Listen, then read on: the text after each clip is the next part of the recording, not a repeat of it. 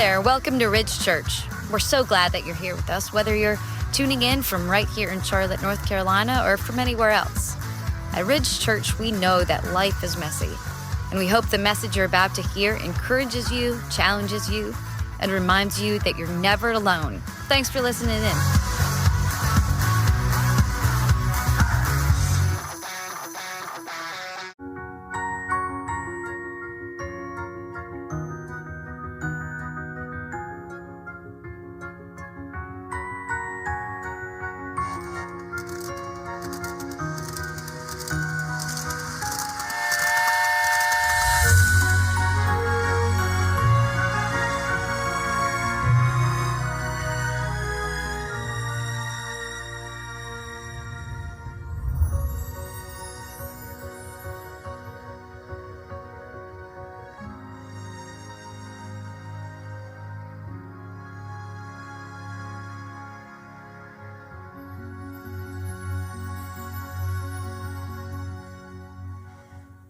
All right, Merry Christmas.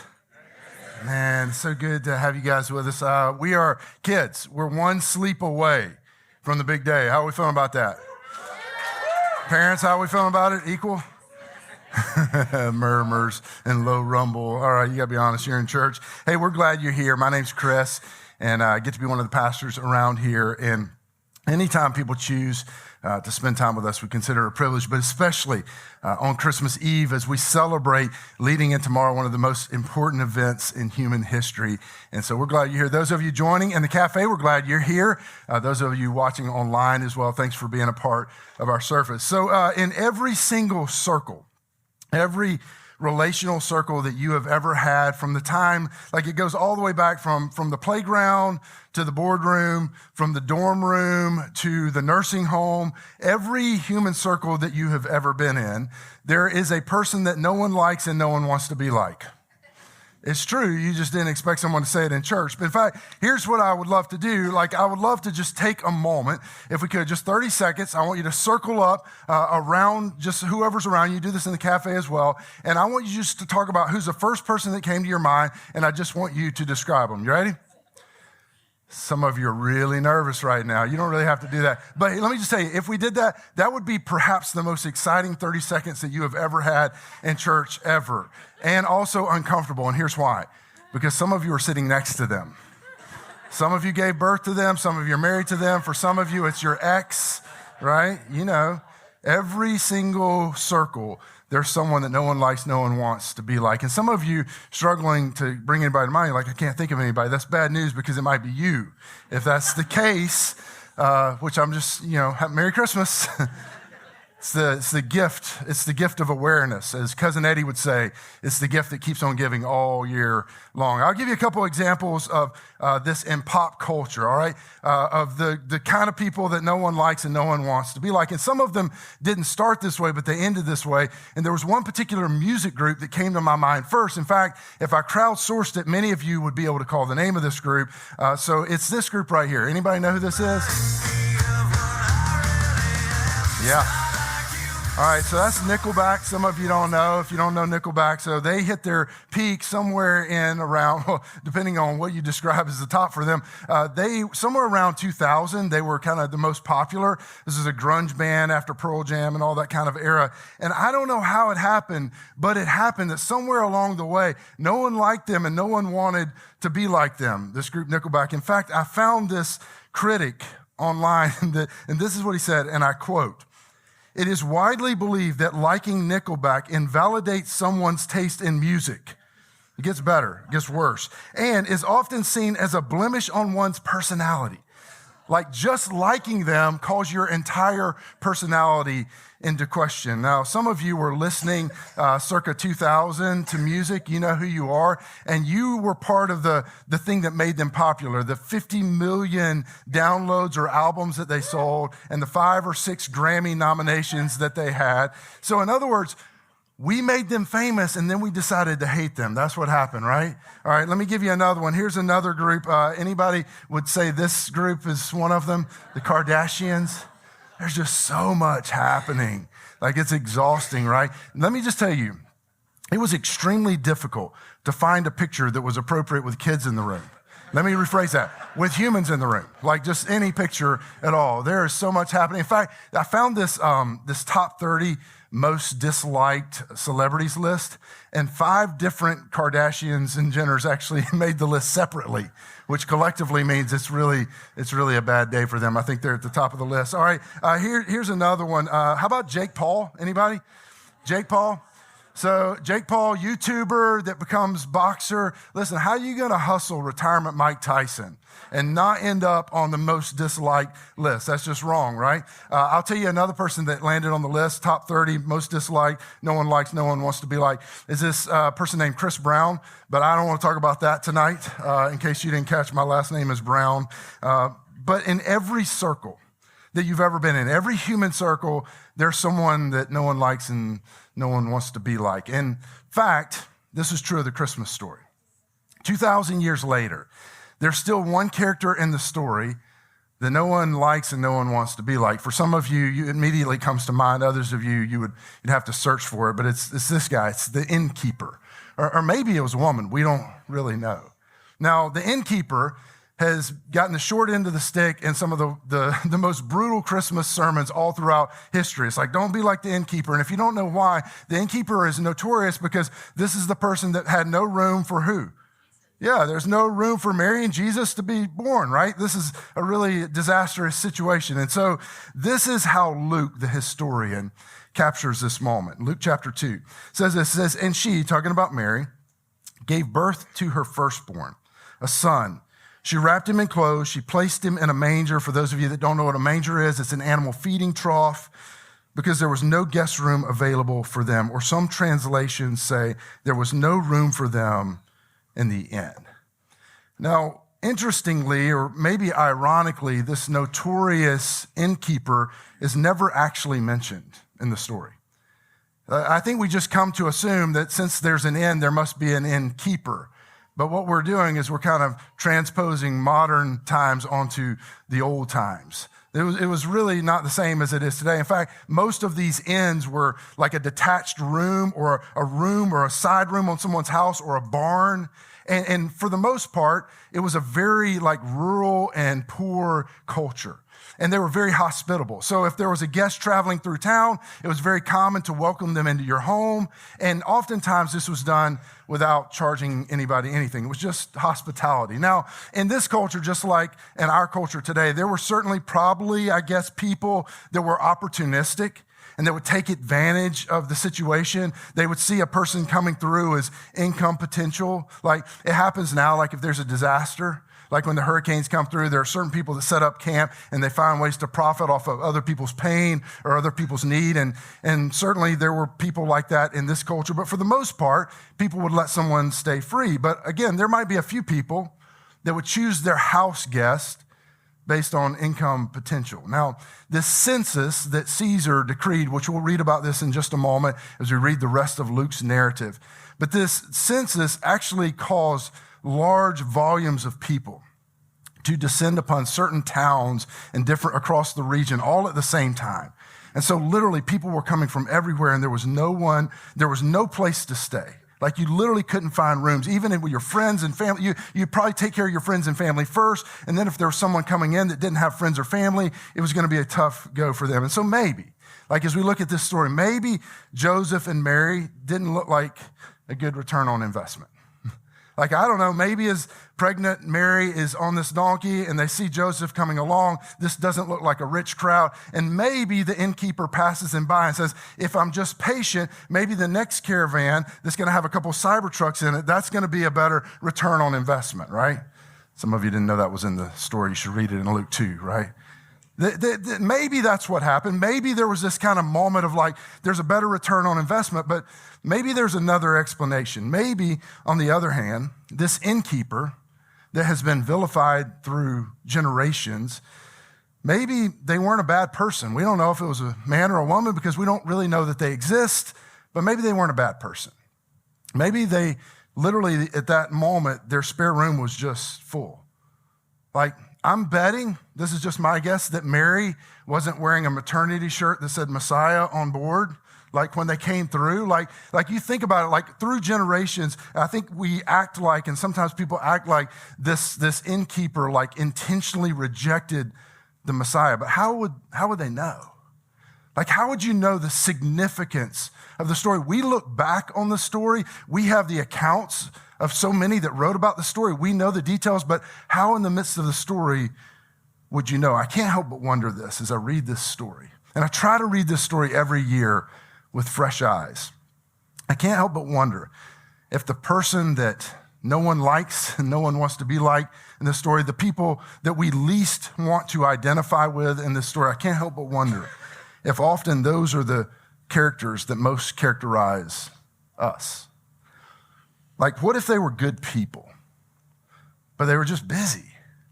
Like, they weren't bad people. What if they had a lot of opportunities around them? Perhaps, like in our holidays, they have a lot of distractions. What if they were good people, but they just got distracted? And if somehow they didn't get the message, they didn't know what was actually happening around them. The angels had shown up already to some shepherds, but perhaps were about to show up to some shepherds right in the same time frame. Perhaps they didn't know anything about it because they were busy. Their heads were down. They weren't bad people. I want you to think about this, like just us in this room. Just a moment of honesty. We're kind of busy, right? Like, we're kind of a busy culture. Like, how many of you would say your life is a little bit full? It's a little bit busy in church with a little bit of honesty. I know it's not just me. Like, here's the thing. Sometimes we pass ourselves in the road. We pass our spouse, our kids, like in the road, going from one place to the other. Our lives are full. They're busy. They're full of drive-through lines, mostly Chick-fil-A, right? They're full of parking lots where we're picking up. We would never go into the grocery store, but we pick up our groceries in the parking lot. It's full of sports fields. It's full of all these busy narratives that run our lives. We live in one of the most affluent cultures in human history. And with affluence and with wealth comes opportunity to travel, opportunity to do all sorts of things, all things that aren't bad things, but they contribute to the busyness and the fullness of our lives. It's full of business, full of transactions, full of promotions, full of chasing kids around, full of chasing degrees, full of chasing all of these things. And somewhere in the midst of this, sometimes, if we're not careful, we just don't make room for Jesus. I mean, not because we're bad people, not always, not because we're like intentionally rejecting the story of Christianity, we just got busy and there was no room, or there is no room sometimes in our story for Jesus. And therein lies the problem. The problem is that sometimes we have convinced ourselves, sometimes I convince myself that it's my story, that it's our story. And there's a perspective shift. There's something that is off when that's the case. We have this door into our office. Our staff has an office right next to the cafe, right next to a co-working space where there's a lot of traffic, a lot of foot traffic. And there's this door that's tinted that as we look out, and this wasn't the intention, but it actually ends up working almost like a mirrored door. Now, it's provided quite a bit of entertainment for us because people walk up to this door and they can't see us seeing them. And so it's the last door before you go into the cafe or the co-work. So it's the place that everybody stops to sort themselves out. You know what I mean? And it happens all the time. But recently there was a young lady, maybe college age. She parked herself in front of the door, and she was sorting herself out from every angle, front, back, side. We got, selfie faces being made. We're way back, then we're way up close again. And this happened for a really long time. And it was, what's the word? Awkward for us. Like we were all in there watching it. And so Jim, who was just up here, who's our executive pastor, he said, I'm going to go tell her. And he starts to go out the door. We're like, no. We're like, what are you going to do? Like say, hey, welcome to Ridge Church. Like there's no win. There's nothing that can happen that's going to solve it. My suggestion was just to record it. That also got shot down for the record. And so we just let it happen for a really long time. And as far as she knew, she was the only one in the world engaging with that door at that very moment. But little did she know, meanwhile, on the other side of the door, there's a whole nother world of people, a very real world of people that are watching this happen, but she has no idea. Trust me, the people on the other side of the door were 100% real, but not 100% real to her. And she's busy, and here's what she's doing. She's in this moment. She's orienting everything around her, everything in the world to her, and she thinks she's the only character in her story just because, this is where it's for us, just because we spend our lives, and it's my tendency, it's all of our tendencies, orienting everything towards us, explaining things as how they orient to us, just because we spend our lives doing that. And just because we tend to think this is our story and there are other characters in it, doesn't mean that there isn't another story that's happening. It doesn't mean that's all there is. This thing that Luke says, it captures when he says there's no room for them in the end. This phrase holds a massive irony. If you think about it, this is actually not our story.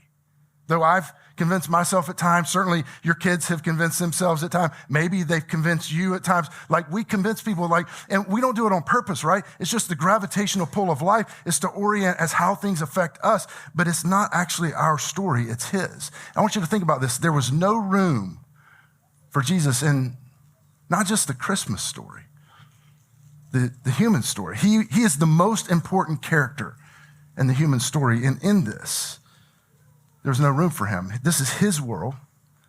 You and I are just living in it. But sometimes, good people, just normal people like us that aren't rejecting all the things, good people just get busy. And I find it fascinating, maybe heartbreaking is the right way to say it, that even in my own life at times, that the start to Jesus' story, the fact that there was no room for him in the end, has become the state of his story throughout generations. My life as well. Oftentimes, there's just no room.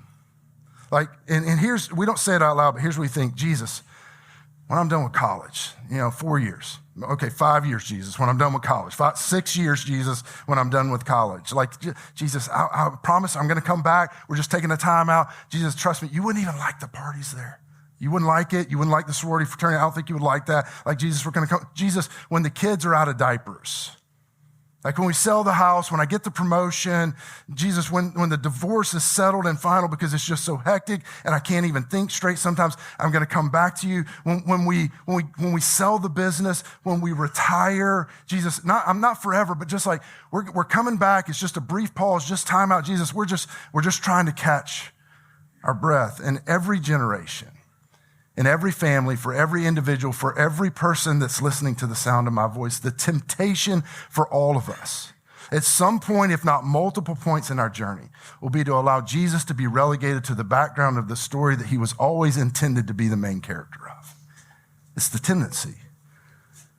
And perhaps, like the innkeeper, maybe he was a good person despite the stories throughout history, was just busy, had opportunity, didn't see the larger narrative, didn't see, perhaps like the girl that's in front of the door, thinking that all of the world is orienting to her, and this is the only world there is. There's a whole nother world on the other side that is very real, and it's his story.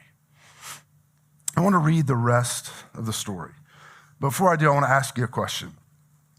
Why do you think that Jesus came in this story? For some of you, you maybe have, as you become an adult, you relegated this to become just a story for children. But many of you in this room, you believe this story actually happened, that it's human history. Why do you think this bizarre story of Jesus becoming a baby, why did it actually happen? I want to read as Luke captures this. And one of the things I want to say before I read this, Luke, as he starts his historical account, he says, I investigated all of these things thoroughly. In other words, Luke's telling us out of the gate, I don't think this is fictional.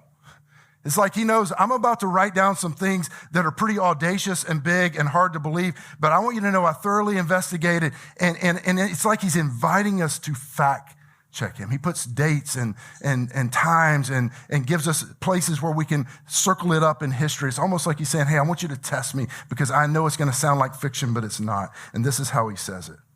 In those days, Caesar Augustus issued a decree that a census should be taken of the entire Roman world. This was the first census that took place while Quirinius was governor of Syria. So he's basically saying, I want to figure out how big my province is because I want to make sure I'm getting all my tax dollars. Like they literally had taken over so many different people groups. They didn't even know how big their property and their people was. They didn't know how big their tax revenue should be. It says, and everyone went to their own town to register. So Joseph also went up from the town of Nazareth, that's a detail, to Galilee, to Judea, to Bethlehem, all these details, the town of David, because he belonged to the house and the line of David. He went there to register with Mary, who was pledged to be married to him and was expecting a child.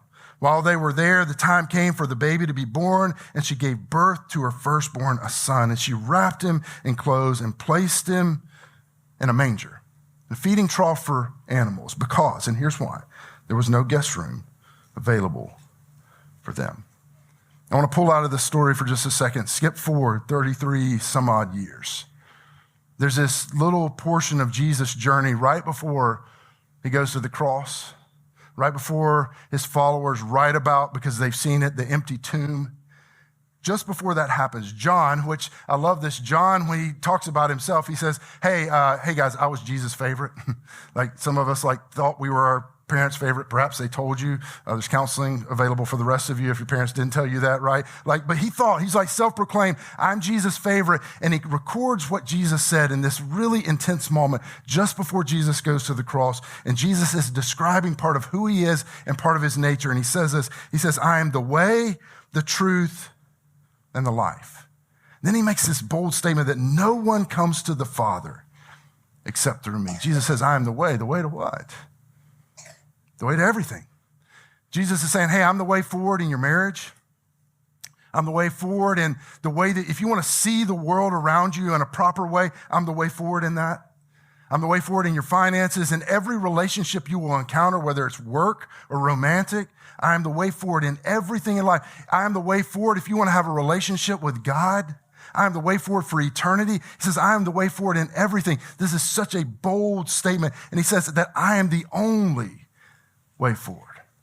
If you take what Jesus says and you pair it with what Luke says that he was lying in a manger. And you take what Jesus says, Jesus is there. He says, I'm the way in a manger, not a way in a manger. You don't have to retire the song. It's a good song. But what Jesus says is bigger. He says, I'm the way in the manger. To which some of you hear that and say, Chris, it sounds kind of exclusive. A way in a manger sounds better. This is where it gets good. This is how Luke wraps it up.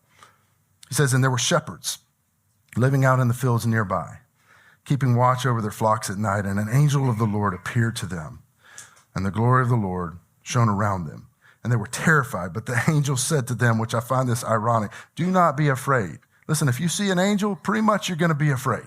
It's an intense moment. And then the angel says this, I bring you good news that will cause great joy. And then I want you to say these 4 words out loud together. You ready? For all the people. This is it. He's saying this is good news. This is not exclusive. When I say I am the way for everyone. Continues, says today, the town of David, a Savior has been born to you. He is the Messiah, the Lord. This is one of the most beautiful things about the Christmas story. This is one of the most beautiful things about the gospel, about Christianity, about Jesus, is that as long as everyone is welcome, it can't be exclusive. And Jesus says, I'm for everyone. The angels say as he enters the scene that he is for all the people. So let me go back to the question I asked you before I read this passage. Why did Jesus come? Why this story? See, Christmas is the story of God putting out the welcome mat for everyone. That's why it's so beautiful. It doesn't matter who you are. God has put out the welcome mat. That includes you. That includes me. It doesn't matter what religious system you come from. It doesn't matter how good you've been or bad you've been. For some of you, you've been hurt by someone in the church, by someone like me, perhaps me.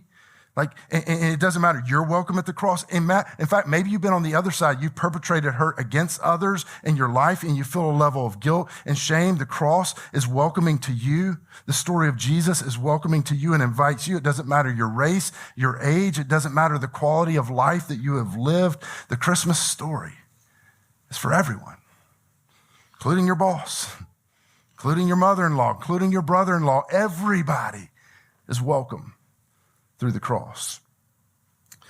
Every time I read this story and teach this story, and I've done this many times through the years, I think sometimes we as pastors don't give credence to the fact that we're inviting people to a really big idea. Like there are a lot of miracles and a lot of amazing things that I believe to be true in this story, but they're hard to wrap the human mind around. And so for some of you, if you've come to a place in your journey where you tend to dismiss this story as a kid's story, or maybe it's a fabrication, or maybe you're Jewish or you're agnostic and you just don't know what to do with Jesus, I want to say I understand that. And I want to close by just reading an excerpt. This excerpt comes from a guy who's a pronounced and proclaimed atheist. But he's talking to a group of academic atheists about the idea of the historical nature of Jesus. And this is what he says. It's fascinating to me. He says, I suspect that many non-theists would love the vindication of discovering that the whole Jesus story was made up from start to finish, fabricated out of whole cloth and completely devoid of historical fact. But I don't think it makes us, and he's talking about academic atheists, look very objective when we too eagerly embrace a position. And when he's talking about position, he's talking about the position that Jesus isn't historical. Embrace a position which contradicts an almost universal consensus among those who have devoted their lives to studying these matters. We, of all people, should know better. Here's an atheist saying Jesus is real, and history verifies it. Now, I realize that this is just one guy's opinion, but it's his attempt to be intellectually honest. With all due respect, I would say that the question tonight is not whether or not Jesus existed. History verifies that over and over again. The question is Jesus who he said? Like, is he really the Messiah? Is he really the Son of God? And if he is, and I think he is, and I've said this before, I don't think so because I'm a pastor. I'm a pastor because I believe the resurrection validates what Jesus said, that who Jesus said that he was and that he is. But if he is, then it means this. It means that he is the way, the only way in a manger. And so my question tonight, as we kind of bring this service towards a close, is what would it look like for you to make room for Jesus? Now, it'll look different for you depending on where you enter the spiritual conversation. For some of you, the thing that it means for you is that tonight's the night that you take a step and say, you know what? I've never said that I want to follow Jesus, and I'm just making that choice. Jesus, I'm putting my faith in you. I'm going to follow you. For some of you, that's what it looks like to make room for Jesus. For some of you, that's a really big step from where you are. For some of you, perhaps the step that you need to take, the next thing for you is to just say, you know what? I'm going to come back with some honest curiosity to this story. I think it's interesting. A lot of people that lose faith or abandon faith, they lose it, and then for 10 or 15 years, they never re-examine it again. We wouldn't do that with most other things in life, but what if you just came back to this story? What if making room for you meant just, I'm going to come back to this story with some curiosity? Because if it's true, and I believe it is, it changes absolutely everything. For some of you, making room maybe looks like making room for church again. Let it become a rhythm of your life, because Jesus said, hey, when you gather collectively together, there's something of me that you can experience in a certain way that you can't experience in any other way. And so for maybe some of you, that's the thing, is you make room in that way. Maybe for some of you, it's just making room for reading God's word again and praying and engaging with him as a father, not someone that's out to get you, but someone that loves you enough to send his son to die for you, just to engage. But whatever it is, would you make room for him tonight?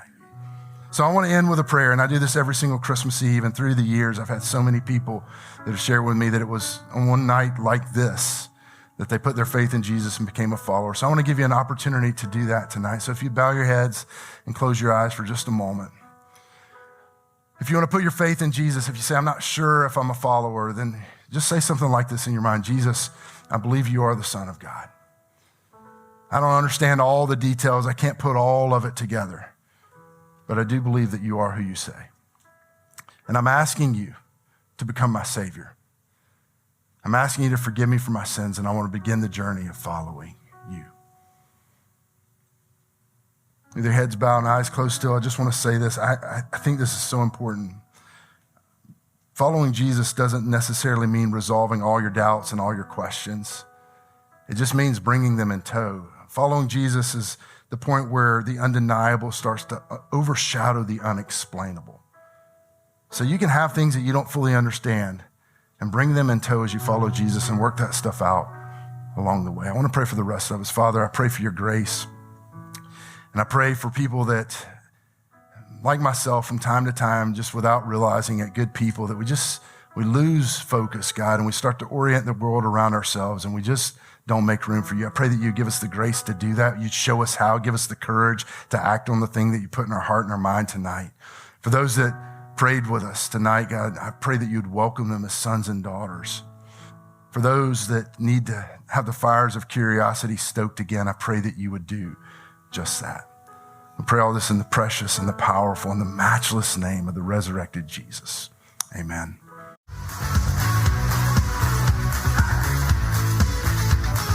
Thanks for listening today. If you're in the Charlotte or Matthews, North Carolina area, you're always invited to catch us online or join us in person at one of our 2 service experiences, 9:30 and 11 a.m. in the Ridge Auditorium, or streaming live to our cafe venue. We hope to see you soon.